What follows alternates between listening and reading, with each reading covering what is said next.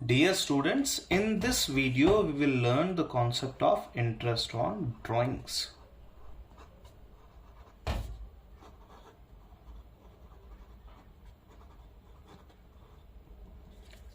When we are studying about interest on drawing, we can divide interest on drawing into two different categories. Number one, regular drawing, and number two, irregular drawing. ठीक है, तो पहली drawing कौन सी हो गई? Regular drawing. दूसरी drawing कौन सी हो गई? Irregular drawing. हम इसी पर्टिकुलर वीडियो में सारे एग्जांपल्स देखेंगे कि रेगुलर ड्राइंग किस तरीके से वर्क करेगी और इरेगुलर ड्राइंग में वर्क क्या होगा या कैसे इन चीजों को समझना है। तो बड़े ध्यान से समझता। रेगुलर ड्राइंग में हम कुछ एग्जाम्पल्स यहाँ पे समझेंगे इनिशियल स्टेज में, जो बिल्कुल क्लियर एग्जाम्पल्स हैं कि हमेशा इसी टाइम पे ड्राइंग की जाती है। जैसे कोई एक पार्टनर है जो मंथ के बिगिनिंग में या फिर मंथ के मिड में या फिर मंथ के एंड में मनी ड्रॉ करता है और रेगुलर ड्राइंग में सेम अमाउंट की ड्राइंग करता है। सेम अमाउंट की ड्राइंग मतलब इफ ही और शी इज ड्राइंग 5,000 रुपये अ मंथ, तो हमेशा वो 5,000 रुपये अ मंथ ही करते जाएंगे।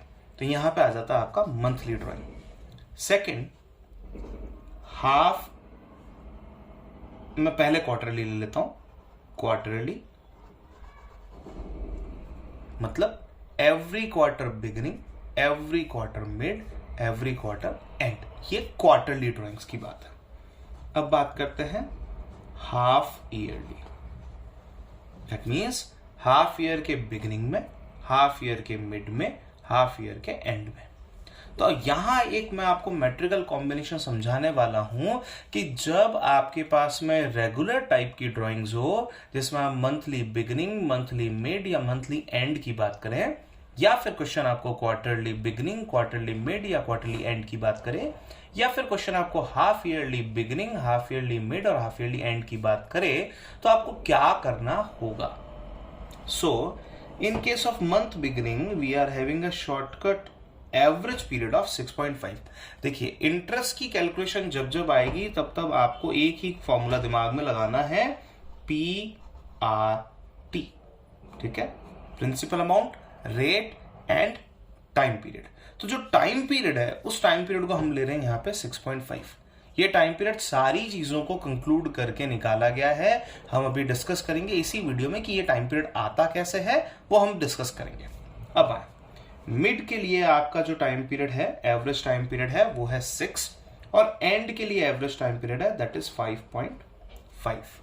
अगर हम क्वार्टरली की बात करेंगे तो क्वार्टरली के केस में ये है 2.5, 2 and 1.5। If you are talking about half yearly तो बिगिनिंग के केस में आ जाएगा 1.5, 1 एंड 0.5। अब ये चीजें पॉसिबल कैसे हो पाई, इसको हम तीन डिफरेंट एग्जांपल से समझेंगे। यानी कि हम बात करेंगे मंथ बिगिनिंग की, ये 6.5 कैसे आया, क्वार्टर मिड की, ये 2 कैसे आया, और हाफ ईयर के एंड की। इन तीन एग्जांपल से हम समझेंगे कि रेगुलर ड्राइंग में हमने 6.5, 2.5, 1.5 क्यों लिया है, 6, 2 और 1 क्यों लिया है, एंड 5.5, 1.5 एंड 0.5 क्यों कंसिडर किया है, उसको हम समझेंगे। अब बड़े ध्यान से समझता। देखिए, सपोज मैं मान के चलता हूं कि अगर मैंने एक सिमिलर अमाउंट को बार बार ड्रॉ किया, एक सिमिलर अमाउंट को बार बार ड्रॉ करने का मतलब क्या हुआ कि अगर मैंने 5,000 रुपीज पर मंथ बिगिनिंग में ड्रॉ किए हैं, तो उसका मतलब क्या हुआ? एग्जाम्पल ले रहे हैं ना, एट द रेट, मैं रेट ले लेता हूं, at the rate 5% per annum, या फिर मैं ले लेता हूं at the rate 8% per annum. ये अगर मेरी ड्राइंग है तो मुझे ये चीज समझ में आती है कि मैंने जो फर्स्ट 5,000 रुपीज निकाले हैं, अगर मेरा ईयर 2021-22 का ईयर है, तो ये पैसा जो मैंने निकाला है वो मैंने सबसे पहली बार कब निकाला था? वो जो पेमेंट है वो सबसे पहले मैंने निकाला था 1 अप्रैल को। ठीक है, उसके बाद नेक्स्ट मंथ की बिगिनिंग में 1 मई, फिर 1 जून, फिर 1 जुलाई, फिर 1 अगस्त, फिर 1 सितंबर, ठीक है, फिर 1 अक्टूबर, देन 1 नवंबर, देन 1 दिसंबर, देन 1 जनवरी, देन 1 फरवरी, देन 1 मार्च। ये इस तरीके से मैंने फर्स्ट डेट ऑफ यानी कि बिगिनिंग ऑफ ईच मंथ में मैंने पैसे निकाले। अब यहां से लेके अगर एंड तक की बात करता हूं तो मेरे पास में बनता है इंटरेस्ट बनता है 12 मंथ्स का, यहां बनता है 11 मंथ्स का, यहां बनता है 10 मंथ्स का, 9, 8, 7, 6, 5, 4, 3, 2 एंड 1। ठीक है, तो मतलब क्या हुआ कि मैं पहले अगर मुझे पूरा डिटेल अगर कैलकुलेशन करना है तो मैं करूंगा 5000 मल्टीप्लाई बाय 8% मल्टीप्लाई बाय 12/12, फिर 5000 मल्टीप्लाई बाय 8% मल्टीप्लाई बाय 11/12, फिर 5000 मल्टीप्लाई बाय 8% मल्टीप्लाई बाय 10/12। ऐसे मुझे 12 टाइम्स तक कैलकुलेट करना होगा। अदरवाइज मैं क्या कर सकता हूं, 5000 को मैंने किया कॉमन, मैंने सब में 5000 लेने तो मैंने 5000 को कॉमन ले लिया, 8% सब में कॉमन है, मैंने उसको कॉमन ले लिया। अब इन सारे मंथ्स की टोटल अगर मैं कर लूं तो ये मंथ्स की टोटल मेरे पास में आती है 78। कितना आता है 78, और कॉमन सब में था डिवाइड बाय 12। क्लियर है, कॉमन सब में क्या था, डिवाइड बाय 12 था। तो यानी कि इस क्वेश्चन को सॉल्व करने के लिए मेरे पास में एक शॉर्टकट रूट आ जाता है इंटरेस्ट ऑन ड्राइंग की कैलकुलेशन के लिए, और वो मुझे कहां पहुंचाता है, टोटल वैल्यू पे पहुंचाता है, और जो है 78 डिवाइड बाय 12। क्लियर। अब बढ़ते हैं आगे। जैसे ही आपने 78 डिवाइड बाय 12 को यहां कंसिडर किया, इसका मतलब होता है 5000 मल्टीप्लाई बाय 8% मल्टीप्लाई बाय, अगर मैं इस चीज को कन्वर्ट करूं, केवल 78 डिवाइड बाय 12 को कन्वर्ट करूं तो ये बन जाता है मेरा 6.5। ये रहा मेरा 6.5, यानी कि 6.5 का मतलब क्या हो गया, 78 डिवाइड बाय 12। क्लियर। और ये कैसे ढूंढा हमने, इस तरीके से हमने कंसिडर किया। तो यहां इस चीज को जब आप सॉल्व करेंगे तो आ जाएगा 5 8 40, यानी कि 4 है हमारे पास में, 4 6 24, और 4 का हाफ होता है 2, तो 2600 रुपी is the value of interest on drawings. Clear. तो अगर किसी स्टूडेंट को ये लॉजिक समझ में आ जाता है कि when an amount is recurring, when the amount is similar, every time the amount is same, in that situation we can calculate interest on drawings by accumulating the total months।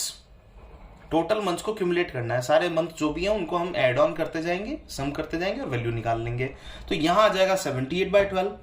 इसी चीज को अगर आप मिड की बात करें, month mid में, तो यहां डेट क्या आ जाएगी, 15 अप्रैल, 15 मई, 15 जून, इस तरीके से 15 चलेगा।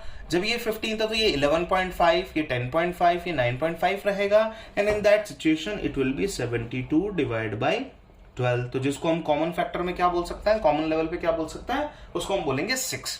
थर्ड नंबर पे आ जाएगा आपके पास में 66 डिवाइड बाय 12। ये हो गया आपका मंथ का वैल्यूएशन। तो इसको हमने शॉर्टकट करके क्या कर रखा है, इसको हमने शॉर्ट में बोल रखा है 6.5, ये और ये। अगर मैं क्वार्टरली की बात करता हूं तो ये आ जाएगा 30 डिवाइड बाय 12, ये आ जाएगा बेटा 24 डिवाइड बाय 12, ये आ जाएगा आपका 18 डिवाइड बाय 12, और ये वैल्यू उसको हम सॉर्ट करके यहाँ पे 2.5, 2 एंड 1.5 लिख सकते हैं। अब बढ़ते हैं और आगे। 1.5 मीन्स 18 डिवाइड बाय 12। आप ये करके देखें, इंडिविजुअल डेट्स को कंसिडर करेंगे तो ये सारी चीजें आपको समझ में आ जाएगी। Here it is 12 by 12 and at the end it is 6 by 12। ये हो जाता है आपका रेगुलर ड्राइंग्स के केस में, यानी कि अगर क्वेश्चन आपके पास में आता है कि 5000 rupees per month in the mid of each month, तो आप 6 लेंगे, यहां इस जगह पे 6 लेंगे। डिवाइड बाय 12 करने की जरूरत नहीं है, ऑलरेडी कर चुके हैं। अगर आपके क्वार्टर के बिगिनिंग में आता है तो 2.5 से कंसिडर करेंगे। इस तरीके से आप इन सारी चीजों को यहां पे कंसिडर कर सकते हैं। क्लियर है, ये सारी चीजें आप कंसिडर कर सकते हैं। ये हो गई आपकी रेगुलर ड्राइंग। अब बारी आती है इररेगुलर ड्राइंग की। मैं यहां लिख देता हूं, ये है आपकी रेगुलर ड्राइंग, ठीक है, ये हो गया आपका रेगुलर ड्राइंग का पार्ट। अब बात करते हैं हम आपकी इररेगुलर ड्राइंग के बारे में। इररेगुलर ड्राइंग्स के बारे में आइए, इररेगुलर ड्राइंग के केस में क्या कंसिडरेशन करना है उसको समझता है। इररेगुलर ड्राइंग के केस में आपको केवल ये दिमाग लगाना है बेटा कि ड्रॉन अमाउंट कब किया गया, ये है drawing date versus year ending. ये जितनी भी चीजें मैं लिखवा रहा हूं आप नोट डाउन जरूर करें। आप उसी लेंथ पे उसी स्पीड में इसको लॉक डाउन करें जिस स्पीड में मैं लिखवा रहा हूं, ताकि आपका एक जनरल कैलकुलेशन स्पीड और बाकी सारी चीजें कंप्लीट हो, वो सारी चीजें कंप्लीट कर रहे हैं। चलिए, तो अब बात करते हैं ड्राइंग की डेट क्या है और ईयर एंडिंग की डेट क्या है। सपोज हम एक एग्जांपल लेते हैं कि सपोज एक पार्टनर है जो 1 अप्रैल 21 को 20,000 रुपीज विड्रॉ कर रहा है, 30 जून 21 को 25,000 रुपये विड्रॉ कर रहा है, 30 सितंबर 21 को इन्होंने 30,000 रुपीज ड्रॉ किए एंड 1 दिसंबर को इन्होंने 21 को इन्होंने 40,000 रुपीज ड्रॉ किए हैं। अगर अमाउंट सिमिलर होता तो हम सारे मंथ की टोटल को ऐड ऑन कर लेते। यहाँ पे अमाउंट सिमिलर नहीं है तो हम क्या करेंगे, मल्टीप्लाई बाय, सपोज मैं रेट ले लेता हूं वही 8%, सिमिलर रेट रख रहा हूं 8% and 8%, multiply by time period count कर लेते हैं, इस डेट से इस डेट तक पूरे 12 मंथ्स, 12/12 लिखने की वैसे जरूरत नहीं है। यहां से लेके एंड तक हो जाएंगे आपके पास में 9 मंथ्स, 9 डिवाइड बाय 12। यहां से लेके एंड तक आपके पास में हो जाएंगे, हियर इट इज 6 मंथ्स, तो दैट इज 6/12। अगेन नेक्स्ट 112 से 4/12। इस तरीके से आपकी वैल्यू जो है वो यहाँ पे आ जाएगी। जो भी कैलकुलेशन बनती है वो कैलकुलेशन कीजिए, ये आ जाएगा आपका total interest on drawings, total interest on drawings. Clear? जो भी वैल्यू आती है वो आप कैलकुलेट कर लीजिएगा, कोई इश्यू नहीं है, जनरल कैलकुलेशन है आपकी तरफ से आप कर सकते हैं। अब बढ़ते हैं आगे। अगर इररेगुलर ड्राइंग में रेगुलरिटी की बात हम केवल टाइम बेसिस पर कर रहे हैं, अगर इररेगुलर ड्राइंग है यानी कि ड्राइंग का अमाउंट जो है वो रेगुलर बेसिस पे नहीं आ रहा है लेकिन ड्राइंग का अमाउंट सिमिलर है, सपोज इन्हीं डेट्स पे 1/4/21, 30/6/21, 30/9/21 और 1/12/21 की डेट पे मैंने जो अमाउंट ड्रॉ किया है वो हर बार 30,000 है, 30 एंड 30। अगर कंडीशन ऐसी बनती है यानी कि सिमिलर अमाउंट है तो हम रेगुलर हो चाहे इरेगुलर हो सारे टाइम पीरियड को ऐड ऑन कर सकते हैं, यानी कि इसकी इंटरेस्ट की कैलकुलेशन होगी 30,000 मल्टीप्लाई बाय 8% मल्टीप्लाई बाय जो भी टाइम पीरियड थे उन सारे टाइम पीरियड्स को आप ऐड कर दीजिए, यानी कि 12 months, 9 months, 6 months and 4 months whole divide by 12।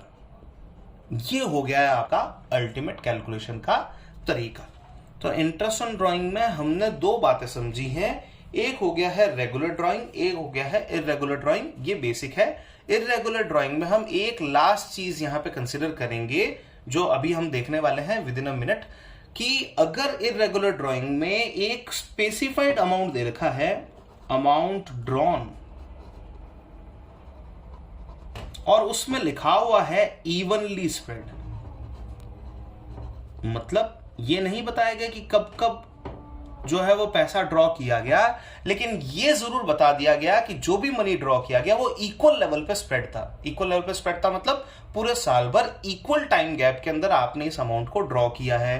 तो अगर अमाउंट ड्रॉन आपको दे रखा है, सीधा सीधा टोटल अमाउंट ड्रॉन दे रखा है, मैं यहां टोटल लिख देता हूं, अगर आपको सीधा टोटल अमाउंट ड्रॉन लिख रखा है और इवनली स्प्रेड कहा जाता है, इन दैट सिचुएशन आप जो टाइम पीरियड लेंगे वो 6/12 का लेंगे। क्लियर है? अगर आपको टोटल अमाउंट दे दिया जाता है, यानी कि सपोज एक पार्टनर है ए जिसने टोटल अमाउंट ड्रॉ किया है ड्यूरिंग द ईयर 80,000 और क्वेश्चन कहता है इवनली स्प्रेड मतलब बराबर तरीके से, जितना ईयर के हाफ में किया था उतना ही सेकेंड हाफ में किया है, उसी टाइम पीरियड उतना ही गैप में किया है। इन दैट सिचुएशन हम यहां पे क्या कंसिडर करेंगे, कैसे कंसिडर करेंगे? इन दैट सिचुएशन हम यहां कंसिडर करेंगे 6/12 का एक एवरेज टाइम पीरियड कंसिडर किया जाएगा। क्लियर है? तो एक हो गया है हमारा monthly beginning, mid and, quarterly beginning, mid and, half yearly beginning, mid और एंड, इसको हम कंसिडर कर सकते हैं। दूसरी जो ड्राइंग आपके पास में आई है जो इर्रेगुलर ड्राइंग है, या तो अमाउंट इर्रेगुलर है या डेट्स इर्रेगुलर है। इन दैट सिचुएशन आप दोनों ही तरीके यूज में ले सकते हैं। ये वाला तरीका है individual interest on drawing calculate करें, काम हो सकता है, या फिर आप यहां पे देख सकते हैं कि सारे अमाउंट अगर सिमिलर है तो अमाउंट टोटल कर लीजिए, एक ही अमाउंट को ले लीजिए, मल्टीप्लाई बाय 8% और जो कॉमन टाइम पीरियड बन रहा है डिवाइड बाय 12 करके आप कैलकुलेशन कर सकते हैं। ये अमाउंट आप ही को कैलकुलेट करना है, आप कैलकुलेट करें। आप चाहे तो कमेंट बॉक्स में लिख सकते हैं। ये फर्स्ट क्वेश्चन था, इसका आंसर आप दे सकते हैं। ये सेकंड क्वेश्चन था, इसका आंसर आप दे सकते हैं। अब कुछ इंपॉर्टेंट चीजें जो हैं वो आपको यहां पे ध्यान देने की है। पहली चीज, ड्राइंग किसको कहते हैं? ड्राइंग्स कहते हैं personal use of business assets. Business की असेट्स का पर्सनल यूज जब पार्टनर करते हैं तो उसको हम कहते हैं ड्राइंग्स।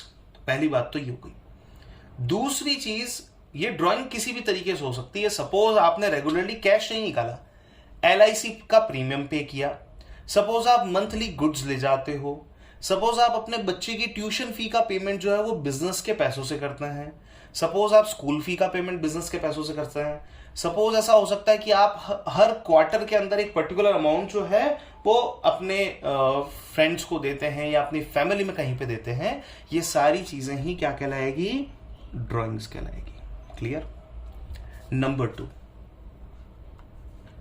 रिड्यूस्ड ईयर का कॉन्सेप्ट समझ लें।